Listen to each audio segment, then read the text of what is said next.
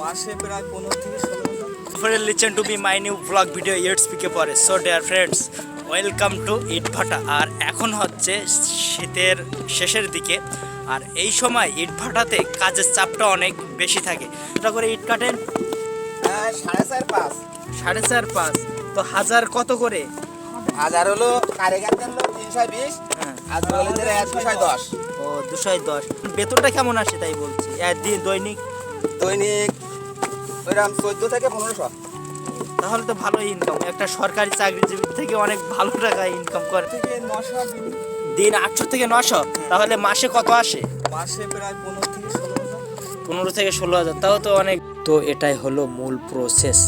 মাটিগুলো কুপিয়ে কুপিয়ে এই মেশিনের ভিতরে দেওয়া হয় এবং মেশিনের ভেতরে সেই মাটিগুলো খুব সুন্দরভাবে পেশাই করা হয় এবং পেশানো শেষ হয়ে গেলে মাটিগুলো টপে করে নিয়ে পটে ফেলা হয়।